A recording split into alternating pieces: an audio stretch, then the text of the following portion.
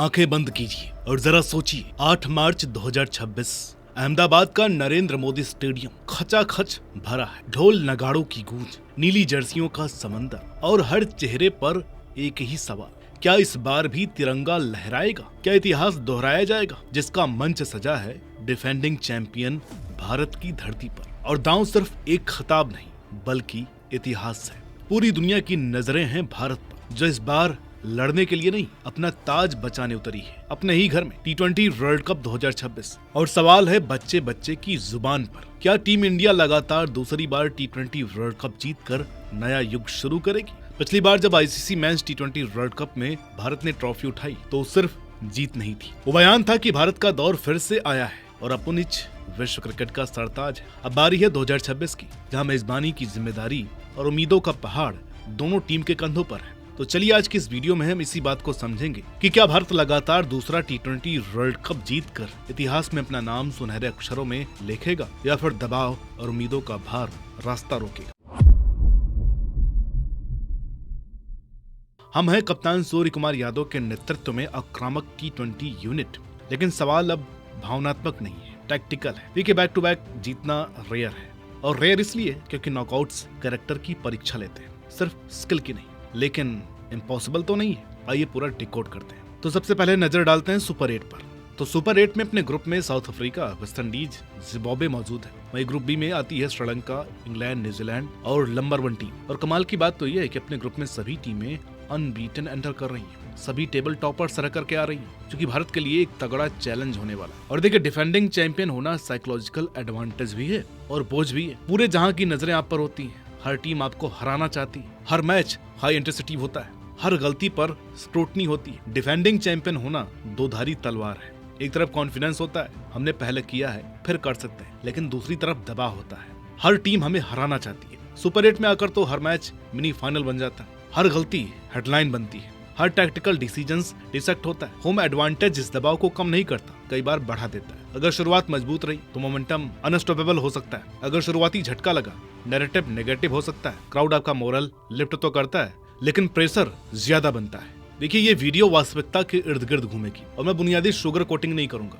मीठी मीठी बातें नहीं करूंगा। हम कहाँ लैग कर रहे हैं, कौन से बॉक्स टिक करने हैं, कौन से रियल चैलेंजेस आएंगे, ये सब बातें अपोजिशन और जितने भी अपने मैच हुए हैं उन सब की ऑब्जर्वेशन के दम पर ही बोलूंगा। ये मेरे मन की बात नहीं है। तो पावर प्ले पजल, अभिषेक की फॉर्म और टीम का टेम्पलर। इस टीम की सबसे बड़ी दिक्कत चल रही है इसका सबसे बेस्ट प्लेयर का लगातार फेलियर। बेशक आप नेट प्रैक्टिस में कितनी ही बाउंड्री क्लियर कर लो, प्रेस कॉन्फ्रेंस में कितने भी बोल लो कि हमें कोई दिक्कत नहीं, लेकिन अगर आपके वर्ल्ड कप में लगातार 3 डक है ना, तो प्रेशर बहुत बढ़ जाता है, कॉन्फिडेंस कम हो जाता है। अभिषेक शर्मा इस टीम की अटैकिंग आइडेंटिटी का प्रतीक है, जिनके कंधों पर जिम्मेदारी खूब है। वो तो शुक्र है ईशान किशन का, जिन्होंने मोर्चा संभाले रखा है, वरना काम खराब था।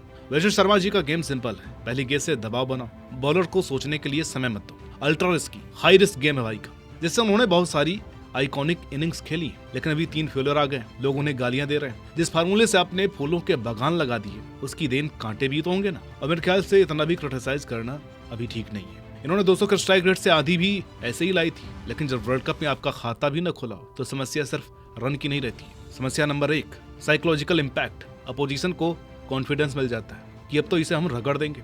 समस्या नंबर 2 टैक्टिकल शिफ्ट। अगर पावर प्ले में 10 पर 2 या 18 पर 3 हुआ तो पूरा बैटिंग ऑर्डर डिफेंसिव मोड में चला जाता है। समस्या नंबर 3 आइडेंटिटी कंफ्यूजन। अगर आपका प्रमुख बंदा आउट हो गया तो क्या टीम एग्रेसिव खेले या स्टेबलाइज करे? T20 में हाफ मेजर काम नहीं करते। बैक टू बैक चैंपियन बनने के लिए पावर प्ले डोमिनेंस जरूरी है। हाँ, कुछ आएंगे जो कहेंगे ये तो बस एक स्लॉगर है, बॉल की लाइन में आकर के डिफेंस भी नहीं कर सकता। तो आपको घबराना नहीं है, खुद को बैक करना है और हम लोग आपके सपोर्ट में हैं। अरे भाई, जब करण अर्जुन वापस जिंदा हो गए थे, नवाजुद्दीन मौत को टक से छूकर वापस आ गए थे, तो मेरे ख्याल से अभिषेक के आगे रन आएंगे, और जिस मैच में आएंगे ना, उस मैच में तबाही मचने वाली है। The anchor question, the Tilak under scanner. पिछले साल इंग्लैंड सीरीज की वो मैच्योर इनिंग्स हो, ये एशिया कप में पाकिस्तान को फाइनल में रौंदने वाली पारी, उसके दम पर तिलक वर्मा को मॉडर्न एंकर माना गया था, लेकिन अभी तक भाई को अपना रोल ही समझ में नहीं आ रहा है। Strike rotation inconsistent, ultra defensive खेल रहे हैं शुरुआती गेंदों में, पावर प्ले को भी डॉट बॉल से रंग देते हैं। एक समय ऐसा होना चाहिए जब आप मन बनाए इट्स टाइम टू एक्सेलरेट, लेकिन वो क्लैरिटी एक बार भी नहीं दिखी। लॉन्ग इनिंग्स एब्सेंट है, पहले 3 मैचों में 25 की पारी, फिर 120 से भी नीचे के स्ट्राइक रेट से 31 रन जस्टिफाइड नहीं है। प्रेशर ऑब्जर्वेशन की बजाय ये प्रेशर बना रहे हैं। एंकर करो बेशक 130 का स्ट्राइक रेट, तो एक स्टेज पर आकर तो गियर बदलो, जो ये अक्सर कहते थे। अगर नंबर 3 स्टेबल नहीं रहेगा तो मिडिल ऑर्डर पर प्रेशर आएगा। T20 में एंकर का काम सिर्फ रन बनाना नहीं है, टेम्पो कंट्रोल करना होता है। अगर वो 22 पर 30 खेलते हैं, टीम कंट्रोल में रहती है। 16 पर 14 में खेलते हैं तो मोमेंटम गिरता है। नॉकआउट में ये फर्क निर्णायक हो सकता है। इन्हें अपने रंग में आना ही होगा। अब बात कर लेते हैं सूर्य कुमार यादव की, अपने देसी मिस्टर 360 डिग्री। तो इनकी पहचान एक फियरलेस बल्लेबाज की, जो अपनी फ्री फ्लोइंग स्ट्रोक प्ले से खूब एंटरटेन करते हैं। लेकिन पिछले 3 मैचों में देखें तो ये एक शेल में चले जा रहे हैं। इनकी भी क्लैरिटी गुम नजर आ रही है। ये और तिलक लगभग 6-7 ओवर सिर्फ रन बॉल खेल रहे हैं, जो बिल्कुल भी एक्सेप्टेबल नहीं है। इतनी डीप बैटिंग है, कोई एक आदमी एंकर कर ले और उस रोल में तिलक ही ठीक है। लेकिन अगर उसके साथ सूर्य कुमार यादव भी ऐसा ही करने लगे तो काम बिगड़ सकता है। अगर आप गौर किए होंगे तो बायलैटरल सीरीज में भारत का टेम्पलेट था fearless batting, power play attack, 200 खटैक, डोमिनेटिंग माइंडसेट। लेकिन वर्ल्ड कप में सभी मिनोज के खिलाफ अपनी अप्रोच अल्ट्रा डिफेंसिव दिखी। ऊपर से ईशान किशन को हटा दीजिए तो पावर प्ले में पावर मिसिंग थी। यूएसए ने तो बैकफुट पर हिला दिया था। कोलंबो में ट्रकी पिच थी और अहमदाबाद में भी कॉपी पेस्ट। पिच मुश्किल भी हो तो डॉट बॉल से ज्यादा स्ट्राइक रोटेशन पर ज्यादा फोकस होना चाहिए। रोल क्लैरिटी होगी तो रिस्क लेने में हिचकिचाहट नहीं होगी। भारतीय टीम पर वर्ल्ड कप का प्रेशर साफ दिखा है, पर क्या टीम प्रेशर में अपनी नेचुरल आइडेंटिटी छोड़ रही है? अब आते हैं लोअर ऑर्डर पर। ये सबसे अंडररेटेड लेकिन क्रिटिकल इशू है। अब तक भारतीय टीम ने पहले बैटिंग की, कोई मैच 180 प्लस चेज वाला नहीं हुआ। 35 नीडेड इन 3 ओवर्स सिचुएशन नहीं आई। 77 पर 6 सिनेरियो से रिकवरी हुई, नो डाउट, लेकिन अंत तक खड़ा कौन रहा? नंबर 4 पर आए सूर्या। एक बार हार्दिक दीवार बनकर के खड़े हो गए और कोलैप्स की स्थिति से ताबड़तोड़ 52 रन बना दिए। पिछले मैच में दुबे जी ने डूबने से बचाया। हाँ, पाकिस्तान और डच के खिलाफ रिंकू की बैटिंग बहुत नीचे आई, वहाँ हिटिंग ही चाहिए थी, तो भाई ने बाउंड्री लगाई भी। लेकिन सच पूछे तो लोअर ऑर्डर अभी तक रियल प्रेशर में टेस्ट नहीं हुआ है, लेकिन जब भी हुआ फेलियर ही आया है। यूएसए प्लस नामीबिया के खिलाफ थोड़ी बैटिंग ऊपर आई, रिंकू और अक्षर फेल हुए। Pressure relief innings missing. T20 knockouts में 15-20 एक्स्ट्रा रन्स लोअर ऑर्डर से ही आते।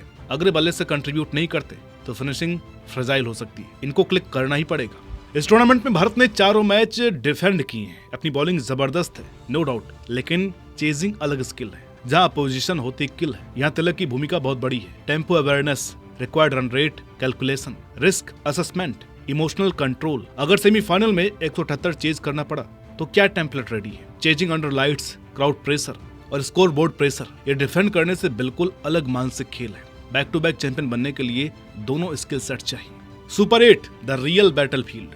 सुपर 8 में सभी टेबल टॉपर्स की चुनौती है और अपना पहला match runner up south Africa national cricket team से।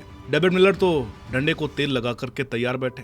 ये टीम पिछली बार का बदला लेने को आतुर है और दक्षिण अफ्रीका बेहद हाई लेवल क्रिकेट खेल रही है। Pace plus athleticism plus fearless batting. फिर rising unbelievable Zimbabwe national cricket team है, जिन्हें शायद ही कोई एक आध बंदे ने सपोर्ट किया होगा। ये ऑस्ट्रेलिया को पटखनी देंगे और यहाँ तक पहुंचेंगे। जो आखिरी बार इंडिया से मैच हमारी सरजमी पर तब खेलने आए थे जब तिलक वर्मा पैदा भी नहीं हुए थे, धोनी ने डेब्यू भी नहीं किया था, सचिन पाजी ने यही कोई 91 टेस्ट खेले थे। वो वैसे मिशन पर है पूरी दुनिया हिलाने के, और सिकंदर की वही पुरानी आदतें, भारत जीतने का ख्वाब। बाकी खेल इन्होंने भी चैंपियन लेवल का दिखाया है। इन पर खोने को वैसा कुछ नहीं है और पाने को सिकंदर की सेना वर्ल्ड कप की ट्रॉफी आई है। वेस्ट इंडीज, ये तो वैसे ही दैत्य सेना है, जिनका हमारे साथ मैच भी उस जगह है जहाँ इन्होंने 10 साल पहले ट्रॉफी उठाई थी। इनके पास power hitters plus spin depth plus confidence plus momentum सब है। जहाँ एक्सपेरिमेंट नहीं चलेगा, यहाँ 5% एरर भी एलिमिनेशन बन सकता है। और अब आते हैं असली डर और चुनौती पर। सेमीफाइनल में भारत का सामना इन टीमों से होना तय है। कौन?